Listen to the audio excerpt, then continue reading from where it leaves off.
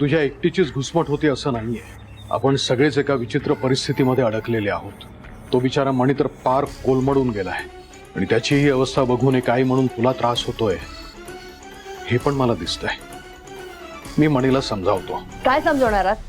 की तुझ्या बायकोच्या होणाऱ्या मुलाचा बाप आता याच घरात राहणार आहे म्हणून तू सुद्धा मान्य कर आणि सामान्य माणसासारखा जग हे सांगणार आहात का त्याला?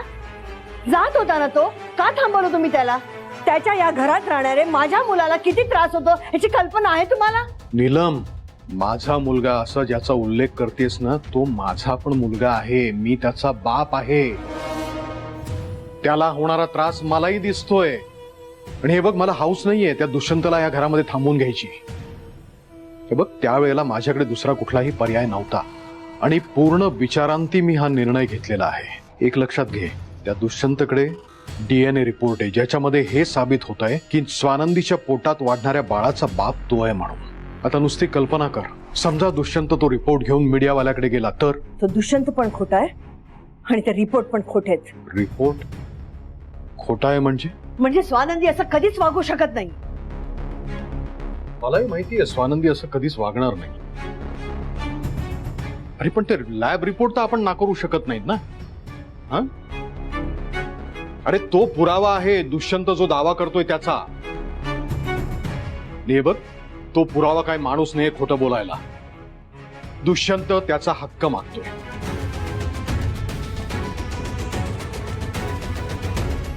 दुष्यंतचा हक्क कळतोय तुम्हाला? आपल्या मुलाच्या हक्काचं काय? त्याचा विसर पडला तुम्हाला? इतके दिवस झाले आम्हाला इथे येऊन तुम्ही मणीला जगासमोर तुमचा मुलगा म्हणून स्वीकार करणार होतात, तुमच्या वंशाचा वारस म्हणून त्याला हक्क देणार होतात. काय झालं त्या हक्काचं? आम्हाला असं झुलवत ठेवणार आहात का तुम्ही? मला माझ्या मुलाचा हक्क हवाय. मी निर्णय घेतलाय, जोपर्यंत मणीला तुम्ही त्याचा हक्क देणार नाही तोपर्यंत अन्नाचा एकही कण मी तोंडात टाकणार नाही.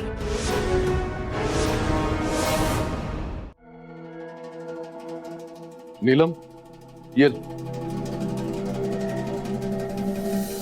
मला सगळ्यांच्या समोर आज काही सांगायचंय. बस.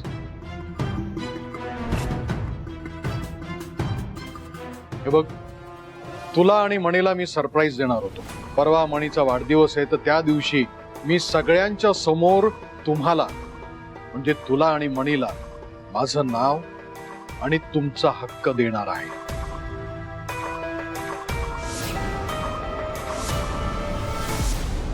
आता तरी नाश्ता करशील ना?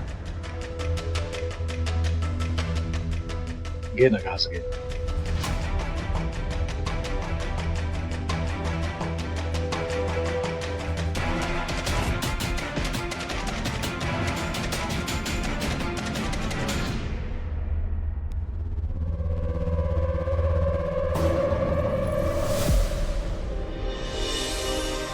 विचार करून करून डोकं फुटायची वेळ आली, पण विचार थांबत नाही. मी का स्वानंदीच्या बाळाचा बाप म्हणून दुष्यंतला ऍक्सेप्ट करू शकत नाहीये?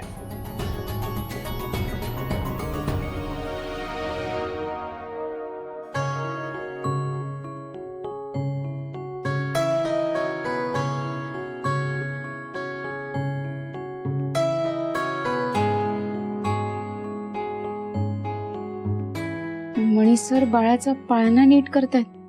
म्हणजे गेल्या अनेक दिवसात जे काही घडलंय तरीही त्यांचं आमच्या बाळावर प्रेम आहे. जाऊ दे, डिस्टर्ब नाही करत त्यांना.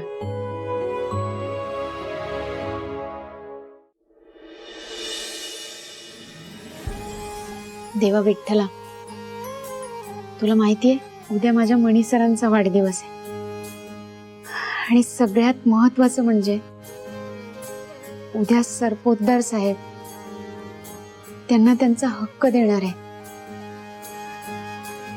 मणी सरांना त्यांचा सन्मान मिळणार आहे. पण विठ्ठला, गेल्या काही दिवसांपासून माझ्या आणि मणी सरांच्या आयुष्यात जे दुष्यंत नावाचं वादळ आलंय त्याने मणी सरांना खूप त्रास होतोय. मी त्यांना असं त्रासात नाही बघू शकत. मला नाही सहन होत. विठ्ठला, तू तू असा काहीतरी चमत्कार कर जेणेकरून मणी सरांचा सगळा त्रास दूर होईल, ते कायम सुखी राहतील. आणि असं जर झालं ना तर मी आयुष्यभर तुझी ऋणी असेल.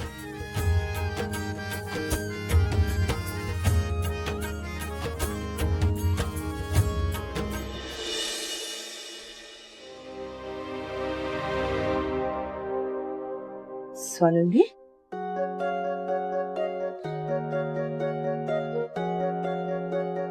काय झालं? तू ठीक आहेस ना? काही हवंय का तुला? अगं बोल ना. आमच्या रूम मध्ये गेले होते, मणी सरांना पाळणा रिपेअर करताना पाहिलं. हाय, माझ्याशी जरी ते नीट बोलत नसले तरी त्यांचं आमच्या बाळावर अजूनही तितकंच प्रेम आहे. हे बघून खूप बरं वाटलं. ही खरोखर खूप आनंदाची बातमी आहे. तुझ्या चेहऱ्यावर हसू परत आले स्वानंदी. किती मोठी गोष्ट आहे. सध्या जे काही सुरू आहे ना मॅडम, त्याचा मणी सरांवर खूप परिणाम झालाय आणि त्याचाच परिणाम आमच्या होणाऱ्या बाळावर होऊ नये याची भीती होती मला. पण मणी सरांना पाळणा रिपेअर करताना पाहिलं आणि ती भीती दूर झाली.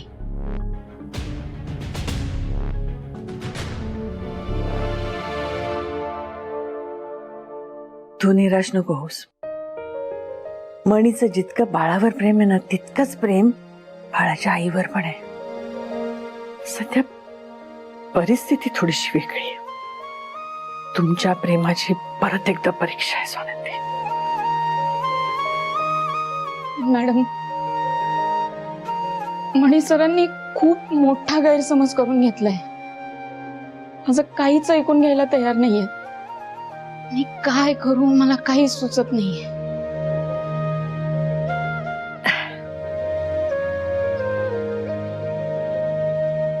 माझी निराश नको. तो प्रेम दाखवत नाहीये ना, तू तर दाखवू शकतेस ना. म्हणजे मणीचा उद्या वाढदिवस आहे. 12 वाजायला अजून 2 तास आहेत. तू स्वतःच्या हाताने त्याच्यासाठी एक छानसा केक बनव. त्याला खूप आनंद होईल. केक? मणी सरांसाठी? मॅडम अहो, ही खरंच खूप चांगली कल्पना आहे. मी मणी सरांसाठी छान केक बनवते. आता काय? समजा मी मणी सरांसाठी केक बनवला आणि त्यांना आवडलं नाही तर? ते परत माझ्यावर चिडले तर? कुठलीही गोष्ट नकारात्मक विचाराने सुरू केली ना की त्याचे परिणाम पण नकारात्मकच होतात. या सगळ्या गोष्टींचा विचार नको करू. आपल्याला माहिती आहे ना, मणी खूप हर्ट झालाय, खूप टेन्शन मध्ये आहे. आणि साहजिक आहे ना, कुठला माणूस आनंदात राहील जेव्हा त्याला हे कळेल की त्याच्या बायकोच्या होणाऱ्या मुलाचा बाप भलताच कोणतरी आहे. हे बघ, मणीचा राग या परिस्थितीवर आहे, तुझ्यावर नाहीये. आता हे सगळे विचार सोडायचे, पटकन उभं राहायचं आणि प्रसन्न चेहऱ्याने मणीसाठी केक बनवायचा. फक्त 2 तास आहेत.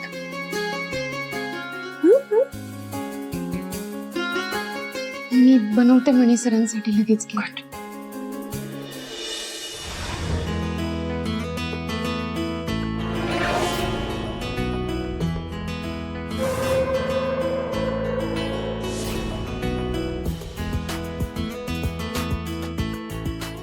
देवी, मी बनवलेला केक मणी सरांना आवडेल ना?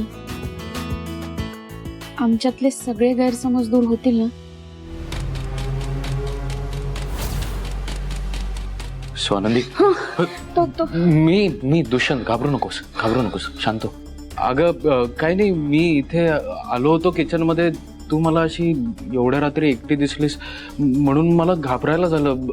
एकतर कालच तू हे असं स्वतःच्या जीवाचं, तू तसं काही करत नाहीयेस ना? नाही. Thank God. पण मग तू आत्ता यावेळी किचनमध्ये तुला भूक लागली आहे का? तुला काही हवंय? म्हणजे हे बघ, तुला चालणार असेल तर मी तुला मदत करू शकतो.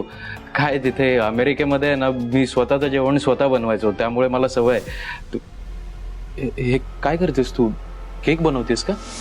तुम्हाला काय करायचंय? मी काही करेन. तुम्ही जा, आपलं काम करा. ओके ठीक आहे, तू चिडू नकोस. तुला सांगायचं नसेल तर नको सांगू. मी फक्त पाणी गरम करायला आलो होतो. काय मला रात्री गरम पाणी लागतं ना. मी घेऊ ते भांडं?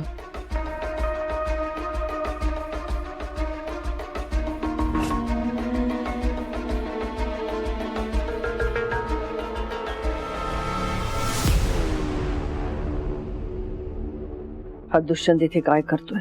स्वानंदी किती अवघडून उभी आहे.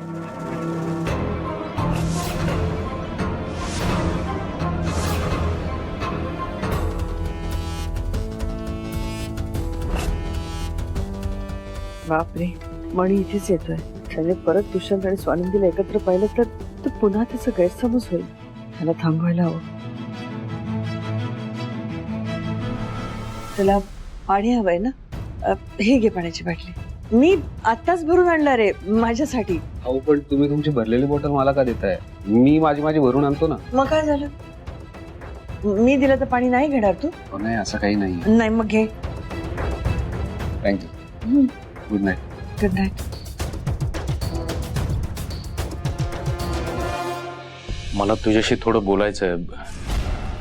काय, जेव्हा मला बाळाची न्यूज कळाली तेव्हा मला फार गिल्टी वाटलं ग. म्हणजे जेव्हा तुला आणि बाळाला सर्वात जास्त गरज होती माझी, तेव्हा मी इथे नव्हतो. आणि आय नो, प्रेग्नन्सीमध्ये खूप गोष्टी असतात. सोनोग्राफी असते, डॉक्टरकडे व्हिजिटला जावं लागतं सारखं, आणि या सगळ्यातच कुठेही मी नव्हतो. त्यामुळे मला तुला आणि आपल्या बाळाला सॉरी म्हणायचंय. मी खूप मोठा गुन्हेगार आहे तुमचा. पण स्वानंदी, तुला हरकत नसेल तर मला या प्रवासाबद्दल जाणून घ्यायला आवडेल. दुष्यंत अजूनही स्वानंदी जवळ आहे? म्हणजे न्यूज कळाली तेव्हा तुला काय वाटलं? तुला काही त्रास होत नव्हता ना? मला हे सगळं जाणून घ्यायला आवडेल. ठीक आहे, तुला काही सांगायचं नसेल तर इट्स ओके. दुष्यंत,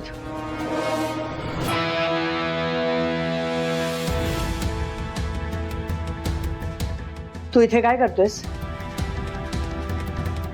तू मुद्दामून स्वानंदीशी सलगी करण्याचा प्रयत्न करतोयस ना? मुद्दामून भांडणं लावायची आहेत का तुला आमच्या घरात? लाज नाही का रे वाटत तुला? मॅडम प्लीज, तुम्ही एवढं चिडू नका माझ्यावर. हे बघा, तुमचा काहीतरी गैरसमज होतोय. मी फक्त इथे पाणी गरम करायला आलो होतो. स्वानंदीला त्रास द्यायला नव्हतो आलो. मी फक्त तिला विचारत होतो की प्रेग्नन्सीमध्ये तिला काही त्रास होत नव्हता ना. कारण हे सगळं कळलं तेव्हा मी इथे नव्हतो, US मध्ये होतो. आणि मॅडम, मला माहिती आहे तुम्ही सगळे चिडलात माझ्यावर. मणी पण चिडलाय आणि मी तुमच्या सगळ्यांचा राग समजू शकतो. पण मी खरंच तुम्हाला त्रास द्यायला इथे आलो नव्हतो.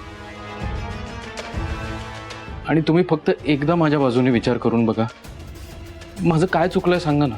मी बाळाची जबाबदारी घ्यायला US वरून इथं आलो, ही चूक झाली का माझी? मला खरंच कोणाला त्रास द्यायचा नव्हता. मणी जसा तुमचा मुलगा आहे तसा मी या होणाऱ्या बाळाचा बाप आहे. मॅडम, तुम्हाला सगळ्यांना त्रास झाल्याबद्दल आय एम रिअली सॉरी. खरंच सॉरी.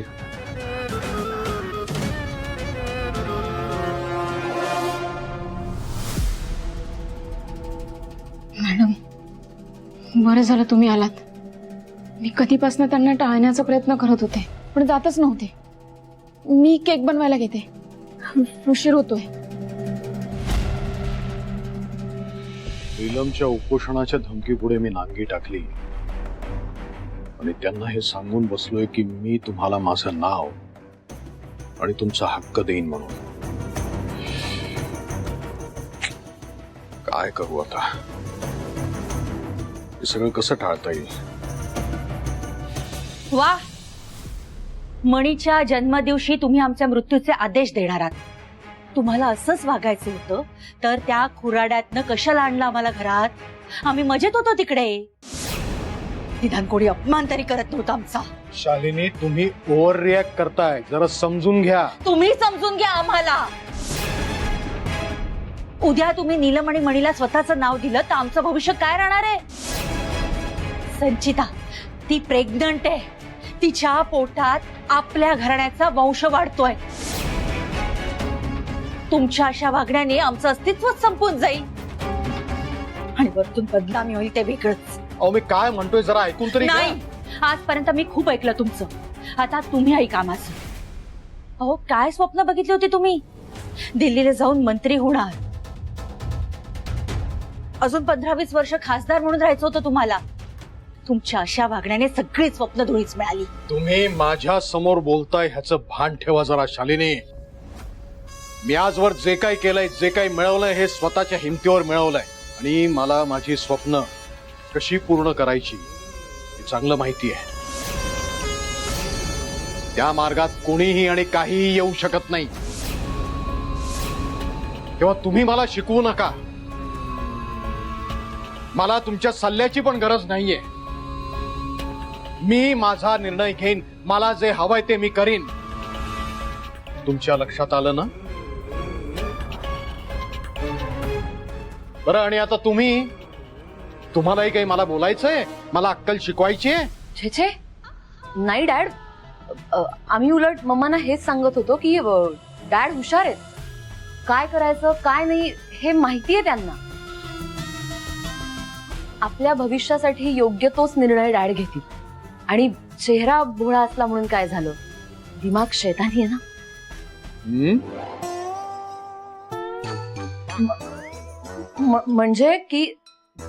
म्हणजे चेहरा साधा भोळा असला तरी डॅड खूप स्मार्ट आहेत.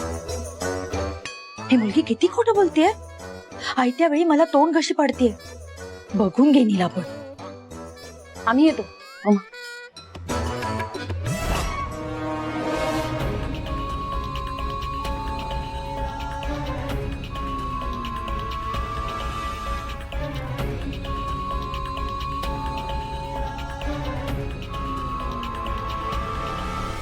तयारी नीट सुरू आहे ना? यावेळेला कोणत्याही प्रकारची मला गडबड नको आहे.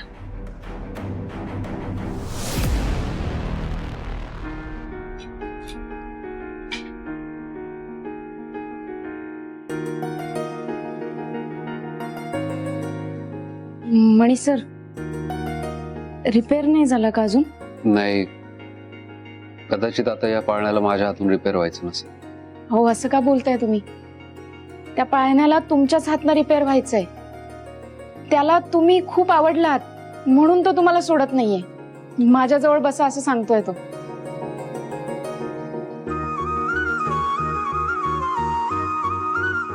तुम्हाला झोपायचं असेल ना? मी लाईट बंद करतो आणि पाळणा घेऊन नाही, बाहेर नको. जातो. बाहेर नका जाऊ.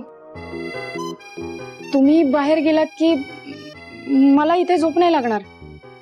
आणि आपल्या बाळाचा पाळणा आहे ना, इथेच रिपेअर करा.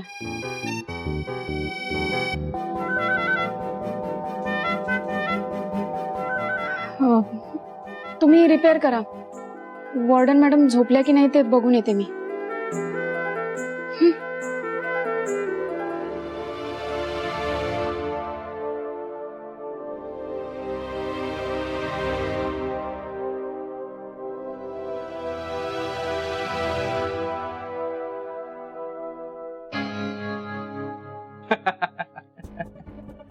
अरे नाही नाही नाही, मला काहीच प्रॉब्लेम नाही, सगळं व्यवस्थित आहे. मला सांग तू.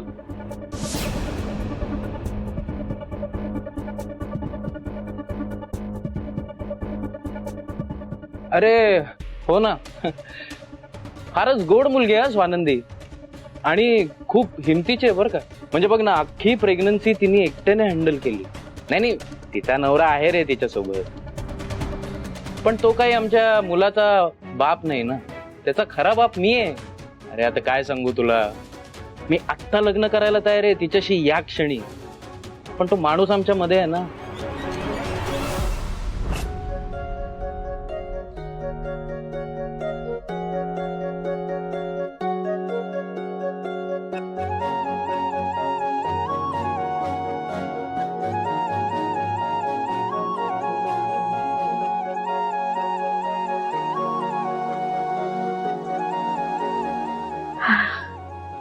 बारा वाजायला फक्त 2 मिनिटं बाकी आहेत. मणी सरांना हे सरप्राईज नक्कीच आवडणार.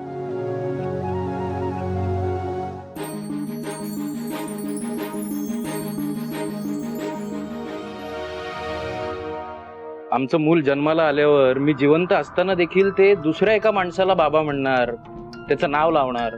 हे फिलिंगच खूप त्रासदायक आहे माझ्यासाठी. But can't help. पण तुला खरं सांगू का, माझ्यासाठी स्वानंदी, आमचं बाळ आणि मी हीच खरी फॅमिली आहे. आणि मला काही फरक पडत नाही तिचं लग्न झालेलं असलं तरी. मी तरीही तिच्याशीच लग्न करणार आहे, आमच्या बाळासाठी, त्याच्या फ्युचरसाठी. हो हो हो हो. हा चल बाय. हा बोलू नंतर. हा.